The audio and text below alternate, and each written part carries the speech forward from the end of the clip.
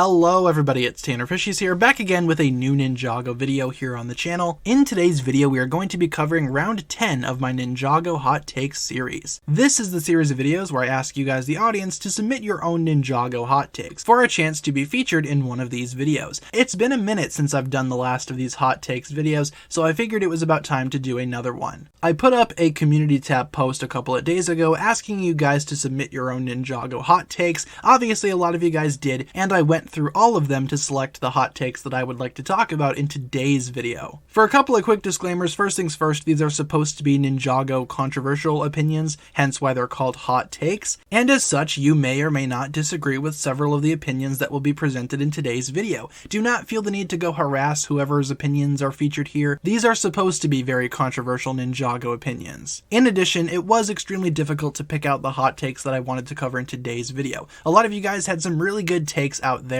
but unfortunately I could not fit all 700 plus of you guys into this single video. However, if you enjoyed this video, we can totally do another edition of Ninjago hot takes at some point in the near future. So I think that's just about it. I just want to showcase a couple of your guys' spicy Ninjago opinions. I'll give my thoughts on them, and then we will continue from there. So without further ado, let's go ahead and talk about round 10 of my Ninjago hot takes series. Alright, so starting things off, we have this one. Hot take, Season 3 was hugely underrated. Cryptor was fierce, and the Overlord returning with Pythor was a great concept. It's my second favorite season, the first being Skybound. First of all, very solid picks for your first and second favorite Ninjago seasons. I personally think that Season 3 Rebooted gets a lot of negative attention nowadays. When it came out, a lot of people really enjoyed it, but as Ninjago went on and more seasons came out, I think a lot of people started to forget about Season 3. And I can see why. It's one of these shorter Ninjago seasons. I do agree though that some of the villains in Season 3 were very great, especially the Overlord and Pythor, and I think that a lot of people should take a second look at Ninjago Rebooted. In fact, I find Rebooted to have a lot of very positive qualities, as opposed to negative ones. The ninja should have unlocked their true potential later in the series. Continuing to unlock new abilities as time goes on kind of demeans the definition of full potential. I understand what this comment is trying to say. Obviously in Season 1 we saw the ninja unlock their true potential, one after the other. Lloyd unlocked his in Season 2, and Nia unlocked hers in Season 5. But ever since then, the ninja have obtained a lot of new abilities, some of which even involving their elemental powers, so I can see what this comment is saying. However, I do understand why Ninjago initially made the decision to have all of the ninja unlock their true potentials in the first season. Ninjago is only scheduled to have 2 seasons at first. I guarantee you that if the Ninjago staff knew that Ninjago would be continuing after Season 1,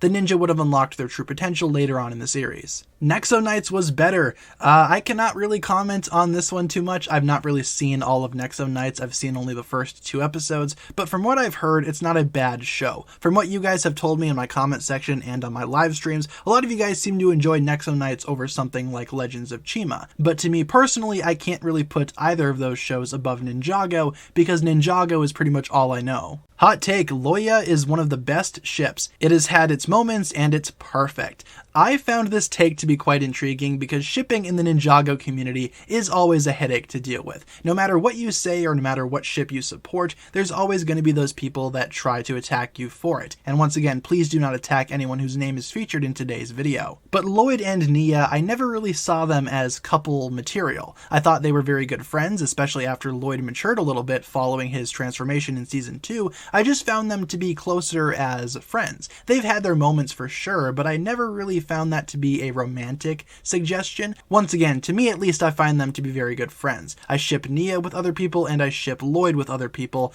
I don't really ship them together though, but I understand why some people would. I personally do not hate the idea of Lloyd and Nia being together, but I do acknowledge your opinion and respectfully accept it. Personally, I don't really love any of the Wildbrain seasons. When I watch them, I'm having a good time, but none of them has left a big impact on me compared to all of the seasons in Masters of Spinjitzu, except Hands of Time.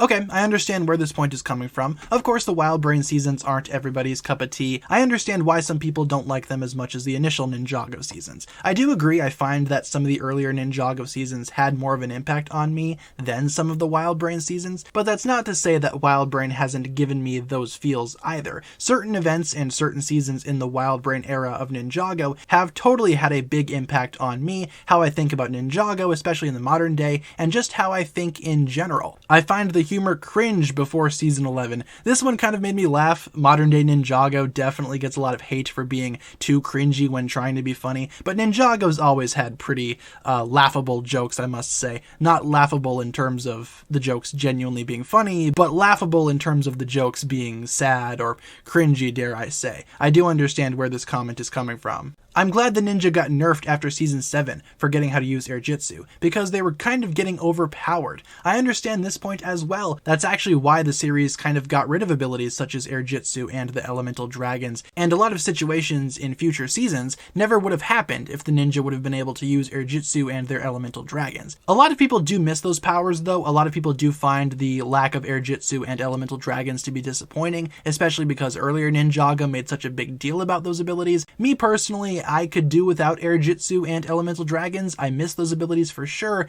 but I feel like the series doesn't need them in order to be successful. Cole should have been the green ninja. He is a natural leader and knew his way in combat. Not to mention he was way too strong for all of the ninja to beat when he was hypnotized by scales. That is true. Cole is very strong and he is a natural born leader. However, nowadays I feel like the ninja are all pretty much evenly matched. I still feel like Cole has some leverage over the other ninja, but is that enough to wish that he was the green ninja? I've been so used to Lloyd having that title for so many years at this point, though it is interesting to think about what would happen if Cole would have been the green ninja. Hot take, Nia should stay dead for a while longer because we need to see how the ninja will cope without her, and she should be replaced by Vanya because we haven't seen much of her since season 15. Again, this is a very hot Ninjago take. Nia should stay dead. I mean, I feel like she should be quote-unquote dead or gone for a little while longer for sure, because I agree, we need to see the impact of Nia's sacrifice on the ninja. I want that sacrifice to actually mean something, and having her come back too quickly may undermine her sacrifice entirely. I'm not super sure about having her being replaced with Vanya, though.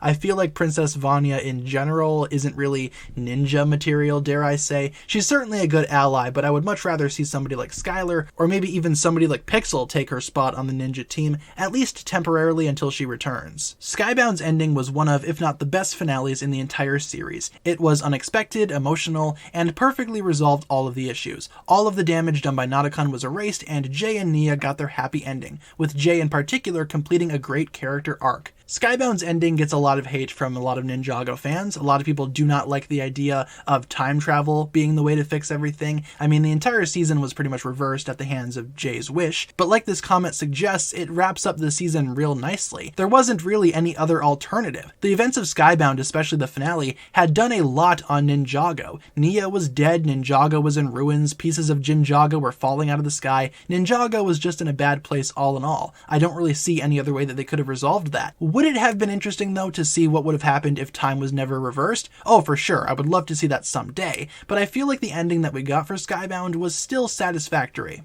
Hot take, Misako should get a much bigger role in the future seasons. She's always been kind of pushed aside, especially in the Wildbrain seasons. I can understand where this comment is coming from. Misako hasn't really been around for a while. Misako was extremely relevant during the final battle era of Ninjago, and maybe even in tournament and possession, but it seems like she has been kind of pushed to the sidelines, and I get why. She's not a primary character, she's one of those recurring side characters, but she means a lot to the ninja team, especially Lloyd. I'm not sure how or why they would give Misako more screen time, but I would like to see her pop up in the series on a more frequent basis. I thought The Island did a good job at handling her character, though I still feel like she could have done a lot more. Hot take, Ninjago should stop making seasons focused individually on the ninja, because it takes away from the team dynamic and too much of one ninja is bad for the others. I find this comment to be interesting as well. I feel like the Ninjago community is so focused on who's going to be the focus ninja that we sometimes forget that the ninja are a team more than anything. The team comes first, and I feel like we should totally see more team seasons as well.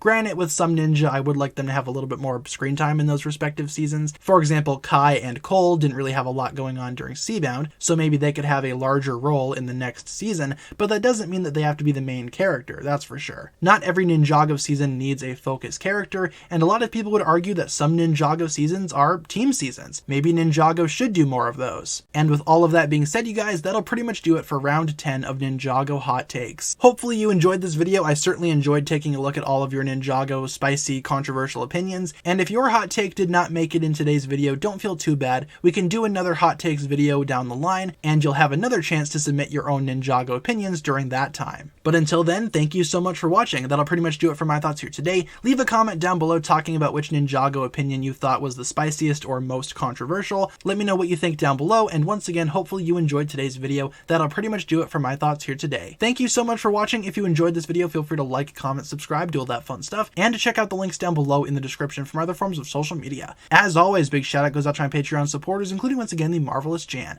Thank you guys so much for checking out today's video once again. My name is TannerFishies, and with that I bid you farewell.